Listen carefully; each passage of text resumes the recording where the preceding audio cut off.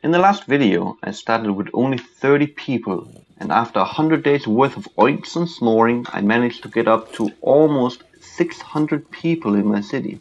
That is 20 times the population in 100 days. Could I do that again and get a population of 12,000 after 200 days? No, hell no. Now, let's build the city.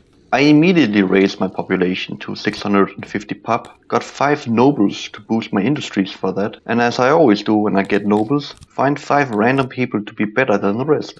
After that, I started the construction of our stone mine, and I made a tailor for the pigs so I could cover them in little blanksies. One of the goals I had for these 100 days was to make my own clay, so I started building the clay pit from the previous video. At this point I just wanted to expand the city more. I did that to the southwest side of the river to create a bigger farming community.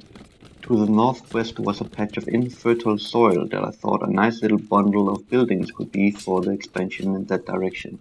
And if we want to grow our population, we need more houses, so I scattered them everywhere.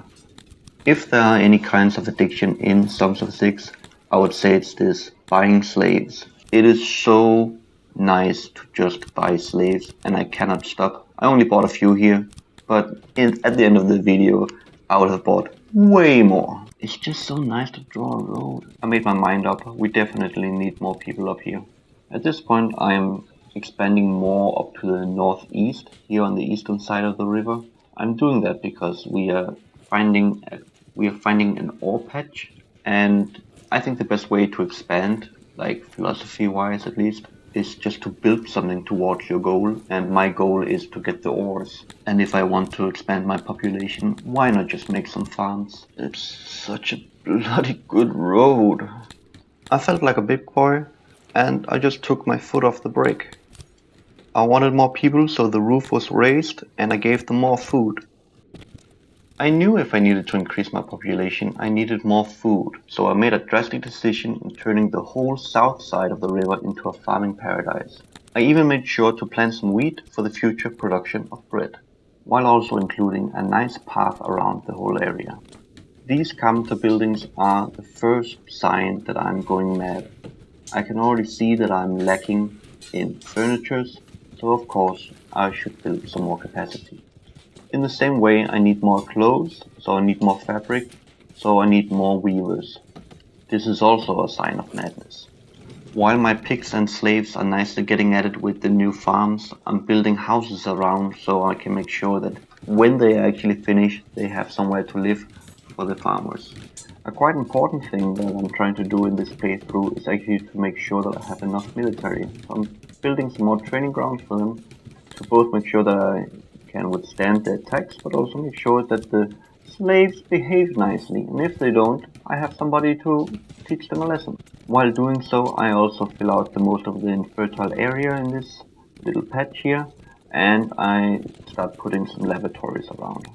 I'm not gonna say when all houses or buildings are done being created, but here I think a nice focus would be on the stone mine, because I did create it in the first 100 days.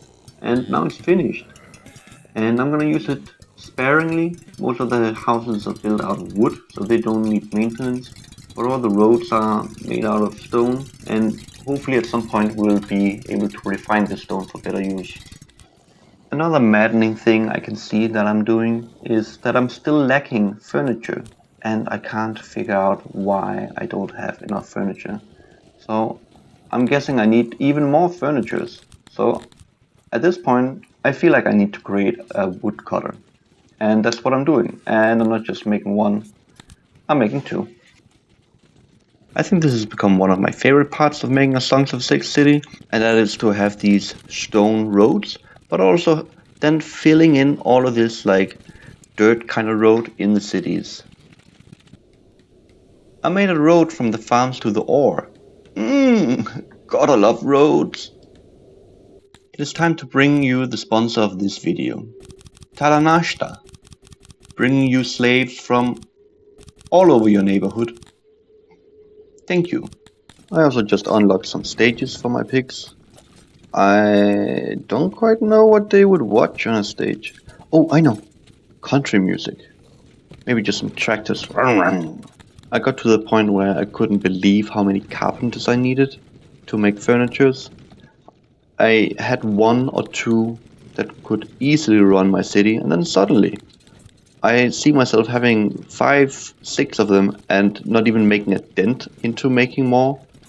So now I'm trying to really put a nail in the coffin and just build one big boy carpenter. And I hope that this will be enough. This is sickening how much I need. I mean, it's a bit cool, but it's so annoying to build such a big structure for this. I think this is a good point to kind of take a little break, because at this point we have reached year 10, day 4 of spring. There will be 148 days throughout this world, which is the halfway point of this video. So let's make a little quick check on how far we've gotten. We have 1,100 and around 10 people living as citizens. We have 164 slaves. That is around 1,300 people in our city at this moment. So that would be roughly a doubling of the amount of people from the start of this video. The reason why we needed all of these furnitures was actually to make the clay pit. And now the clay pit is finally done. So we can hopefully make some more upgrades and help our citizens to feel more welcome in their homes by putting out some clay. We also researched hospitals. I don't quite know how hospitals works in Songs of Syx. It's mostly that people don't die if they get injured or if they get sick, but I don't quite get it. But I made some and I scattered them around the town. But I do also know how important health is going to be when we increase the population size. And at the moment, it's not looking great, so that's why I wanted to have some of these hospitals. One thing I hadn't been focusing on at all throughout this playthrough is actually the part of law that makes all the pigs happy. You know, they don't like when you cut their tails off prematurely and, you know, stuff like that. Like Peter would be quite a good, how would you say, judge, executioner, and yeah, law enforcement. So I built some guard posts all around just to make sure that we at least would catch the criminals that are doing whatever they're doing, keying in public. You know, the regular stuff. I found out at this point that I was basically just trying to get more people to be able to get to do more work, and that is really not that efficient. I really should be upgrading things. And then whenever I looked for things that I could upgrade, I always need to cut stones. And I don't know why my dumbass hasn't built masonry before, but now I did. Behind the scenes, I've been making a few grain farms, and now I can finally make a bakery. The good thing about making bread compared to having vegetables or fruit is that you farm the grains in harvesting season, but the bread comes along slowly, so you actually get to enjoy it for a longer period of time. I kind of lost the footage for the big fight that I had, and I got a lot of money, I swear. So I bought a lot of slaves, quite a lot actually, and at the same time I also decided that I wanted some Dondorians, you know, the dwarven kind of types, mostly to run my mines. And then I also wanted some humans to do some sciencey stuff. I don't know. I don't want to do science as a pig. So that's kind of where I'm at now. After acquiring some of the slaves, I got a little bit scared that I couldn't afford all the food for them. So I started maniacally building some of the biggest farms that I've done so far. And I think I've built 5 or 6 of them just to make sure that I had enough food. It will take some time to build, it will take some time to grow, but hopefully this will suffice for now. And I found out my fears were correct. The slaves were not happy with me. So now I needed to figure out how to manage slaves. I thought it was only good enough to have somebody to take care of them by force, but apparently they also have to be happy, being fed and everything. So I actually, throughout most of the rest of this video, in the background, somehow you will see that they are not that happy. There's small hints here and there. I had my first riot of 15 rioters going at it. That was nothing compared to my 700 pigs ready to attack them. At this point I had a few riots, but now the true test was 608 slaves tried to do a uprising. So I need to defend myself properly this time. Since they were already just raising the city, I decided to just go straight ahead by attacking them. You know, I already had, like, training. I guess you would call it basic training for these pigs at least. But what could go wrong? I was fighting slaves that had barely had anything to eat and they had no training. Why would I be scared of them? I'm pigs. They are just like some bugs. Who cares about the bugs? Yeah, I lost and I had to do it again. I'm happy this is not like a hardcore playthrough of any kind, because I would not last. At this point, I've been trying to learn how to deal with this slave uprising problem, and the biggest thing I can see that I can do is make more soldiers. And I've actually had quite a few battles now where I had to redo or go back because I lost and I couldn't see how I would win. Mainly because I'm a bit bad at this game. Nonetheless, I'm just trying to build some more soldiers for my kingdom, so I can both take the damage from when somebody attacks me, but also when the slaves are acting out.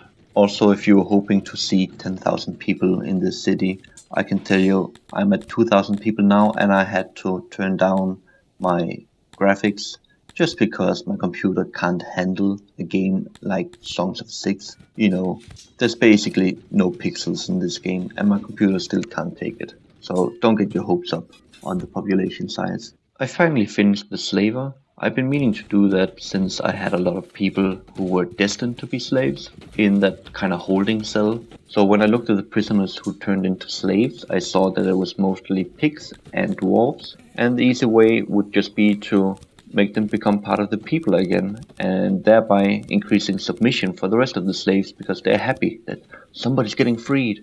But, it's a completely different race. No bugs were freed in this process, so sucks to be them, but they're happy. Suddenly everything went quite quick, and the 200 days were over.